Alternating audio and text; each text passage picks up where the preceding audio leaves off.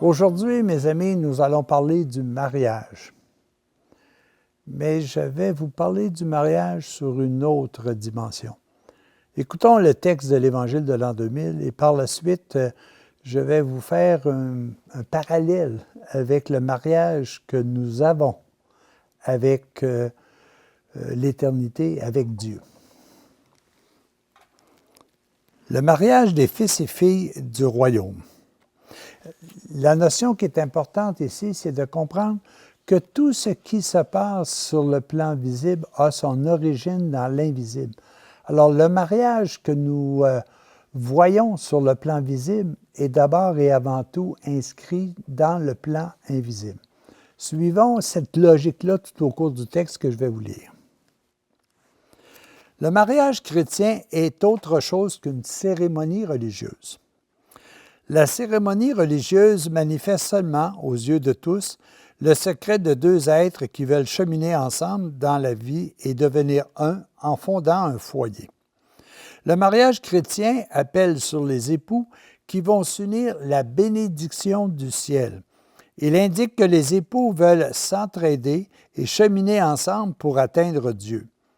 Mais les époux doivent faire bien autre chose, réaliser bien d'autres conditions pour réussir leur vie communautaire. Il faut d'abord une sympathie sur le plan inférieur de l'âme, sur le plan du sentiment. Il ne faut pas en effet unir ensemble des êtres qui n'ont aucune sympathie mutuelle ou qui sentent une forte antipathie l'un pour l'autre. Sur le plan supérieur de l'âme, il faut aux époux qui veulent réussir leur vie ce qu'on pourrait appeler une sympathie de pensée.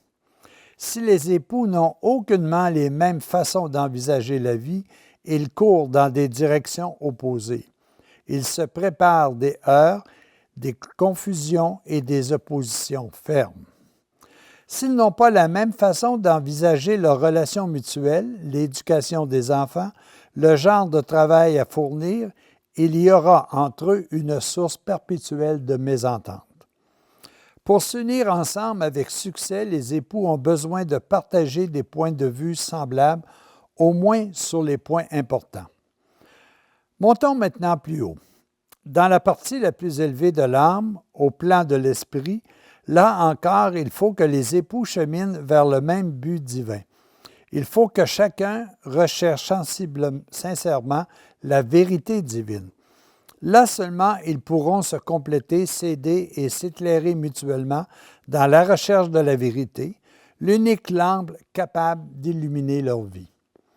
Si la femme a une foi vive, pendant que l'homme n'a qu'une petite étincelle qui gît en son âme sous la cendre, elle traînera un lourd boulet. Et si l'homme a une foi vive pour illuminer sa vie pendant que la femme n'a de joie et de plaisir que dans les choses matérielles, c'est lui qui traînera le boulet.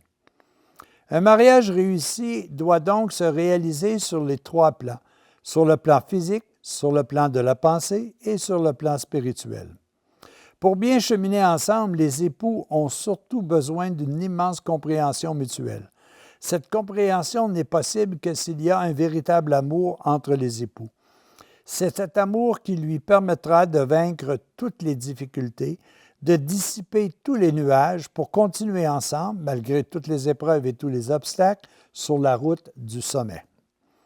En vue du mariage, l'homme et la femme quittent leur famille pour fonder un foyer.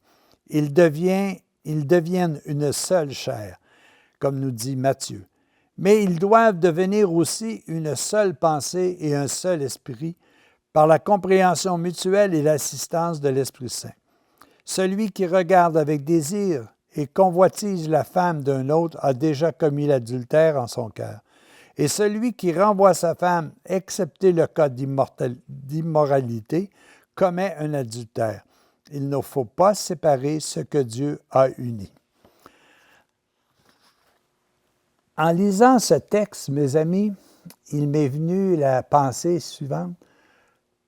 Le premier cadeau que mon épouse Lisette m'a donné lorsque nous sortions ensemble, savez-vous c'est quoi? Après avoir consulté l'abbé Raymond Bernier, elle me donna le Nouveau Testament, version Tob. déjà, au départ, je comprenais qu'elle aussi cheminait spirituellement. Nous avions déjà ce point en commun. C'est quand même extraordinaire. Je me rappelle de ça aujourd'hui, puis j'en frémis en disant, regardez, 45 ans plus tard, 48 ans plus tard, on est encore ensemble et on chemine sur le plan spirituel. Alors, je vous disais au tout début que ce qui se passe sur le plan visible a son origine sur le plan invisible. Pourquoi le mariage? Pourquoi que ça existe, le mariage? Parce que de toute éternité, Dieu et moi, Dieu et chacun de nous sommes en mariage, sommes en union, sommes en fusion. Et nous avons tout simplement répété la même chose lorsque nous sommes arrivés sur Terre, après que nous ayons décidé de faire notre propre plan. Malgré qu'on dit toujours « j'ai fait mon propre plan », mais vous remarquez que dans le fond, nous ne faisons que recopier ce qui était de toute éternité. Nous sommes totalement en union, en mariage avec notre origine, qui est Dieu, qui est le divin. Mais cela exige aussi, autant sur le plan physique que sur le plan divin, les mêmes caractéristiques. Puis je trouve extraordinaire qu'on utilise les mêmes mots pour pouvoir exprimer ce qui est un mariage réussi d'un mariage qui va échouer. Puis c'est vrai sur le plan divin aussi. Regardez les qualités qu'on dit d'abord. Étant et sur le plan physique et sur le plan divin, le mariage a d'abord comme source la liberté. Nous devons librement cheminer vers Dieu comme nous devons librement cheminer avec notre conjoint, notre conjointe. C'est quand même extraordinaire. Et Dieu demande, lui, il est de toute éternité fidèle, mais il nous demande que librement nous acceptions cette alliance avec lui, comme librement nous acceptons notre alliance avec notre conjoint, notre conjointe. Ce mariage est indissoluble, et ça de par la création. Sur le plan divin, nous ne pouvons nous dissocier du fait que notre origine, elle est divine, même si on voulait le faire. C'est comme quelqu'un qui dit un jour « j'ai été baptisé puis je veux me débaptiser ». Tu ne peux pas te débaptiser. Tu peux peut-être dire et faire un signe que tu n'es plus et que tu ne reconnais plus la religion catholique, mais tu ne peux pas te débaptiser. Ça n'existe pas. C'est comme si à un moment donné, tu disais, moi j'ai décidé de quitter, de briser le mariage. Non, tu resteras toujours responsable de l'engagement que tu as pris envers quelqu'un. Et si cette personne est dans la difficulté ou quoi que ce soit, je suis sûr que tu vas courir pour l'aider. Pourquoi? Parce qu'on est responsable des engagements qu'un jour on a pris.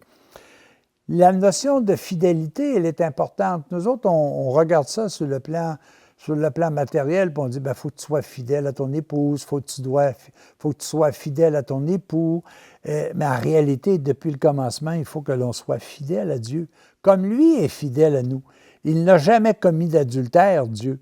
Mais nous avons commis le premier adultère. Le premier adultère, c'est d'accepter d'aller vers une autre personne, vers un autre plan que le plan de Dieu. C'est là qu'on a commis le premier adultère.